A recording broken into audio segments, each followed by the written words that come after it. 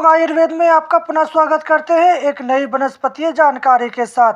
आज हम आपको बताने वाले हैं कमल या कमल घट्टा के बारे में कि ये किस प्रकार दिखता है और इसमें कौन कौन से औषधीय गुण होते हैं, इसका प्रयोग किस प्रकार करना चाहिए और जो इसके अंग हैं, इसके फूल, पत्तियां, इसके केसर और इसकी जड़, तना का प्रयोग किस प्रकार किया जाता है, उनको किन किन नामों से पुकारा जाता है, आदि जानकारी इस वीडियो में आपके लिए हम बताने वाले हैं। तो आप इस वीडियो को अंत तक देखें। अगर आपको वीडियो यूज़फुल लगे तो इसको लाइक करें, शेयर करें और चैनल को सब्सक्राइब करना ना भूलें। इस कमल को संस्कृत में पंकज, कमल, पद्म, पुखारी, हिंदी में कमल, सफ़ेद कमल, लाल कमल, नील कमल इत्यादि, बंगाली में पद्म, श्वेत पद्म, रक्त पद्म, नील पद्म, मराठी में तवेल, पड़ेड़, गुजराती में ढोला कमल आदि नामों से जानते हैं। आप इस कमल को किस नाम से जानते हैं, आप हमें कमेंट बॉक्स में जाके बता सकते हैं। ये पानी में पैदा होने वाली वनस्पति है। ये बहुत ही नाजुक होती है। इसकी प्रकांड लता पानी के ऊपर तैरने वाली होती है। इसके पत्ते गोल, बड़े बड़े प्याले के आकार की तरह, कुछ अरवी के पत्ते की तरह दिखाई पड़ते हैं। इनके पत्तों पर पानी की बूंदें नहीं ठहरती हैं। इनकी चौड़ाई 2 थाली के बराबर होती है। पहले के ज़माने में इन पत्तों पर भोजन ग्रहण किया करते थे। शादी, ब्याह, जलसा या पार्टी होने पर इन्हीं पत्तों में ही भोजन ग्रहण करते थे। इन पत्तों के नीचे जो कांड होता है वह मृदुल या कमल की नाल कहलाता है। कमल के फूल अत्यंत सुंदर और बड़े आकार के होते हैं। इन फूलों में पीला जो जीरा होता है उसे कमल केसर कहते हैं। कमल के फूलों में जो रस लगा होता है उसे कमल की रजा या मकरंद कहते हैं। इसके फूलों को पद्म कोश और बीजों को कमल घट्टा कहते हैं। कमल सफ़ेद, लाल और नीले रंग भेद में 3 प्रकार का दिखाई देता है। इसकी जड़ को हम वसीड़े के नाम से जानते हैं।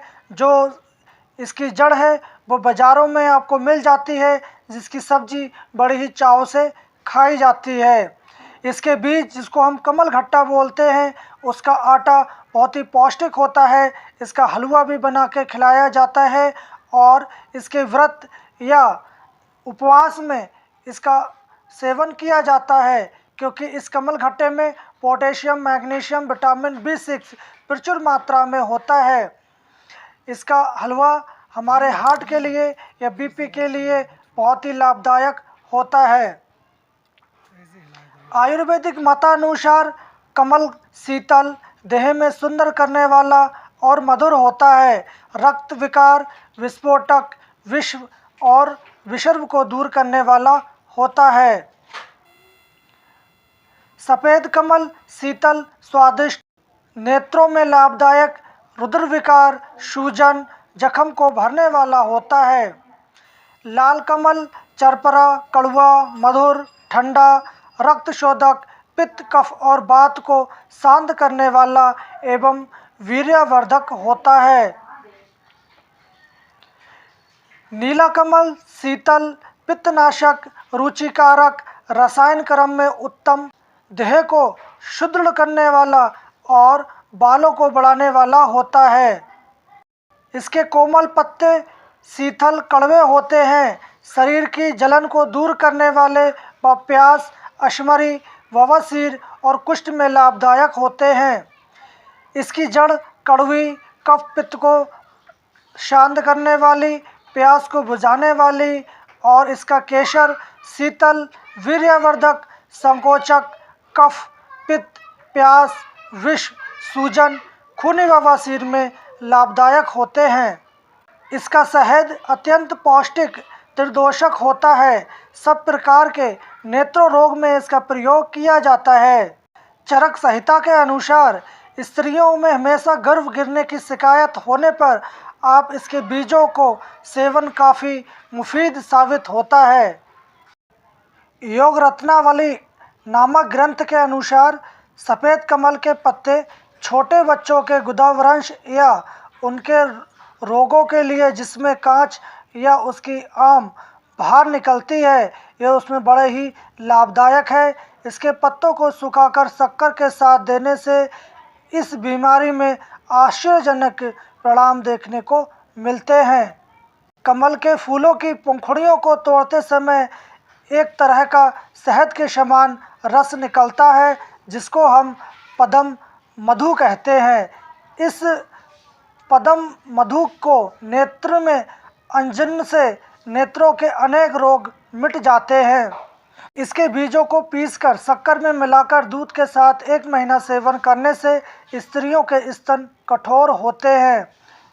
इसकी मादा केसर को काली मिर्च के साथ पीसकर पीने से और उस सांप दंत पर लगाने से राहत होती है। इसकी केसर, मुल्तानी मिट्टी और मिश्री के चूर्ण को फंकी मारने से आपका रक्त पिदर और रक्त अर्श में भी लाभ होता है। इसकी जड़, जिसको हम भसीड़ा कहते हैं, उसको पानी में घिसकर लेप करने से आपके दाद या त्वचा विकार भी मिट जाते हैं।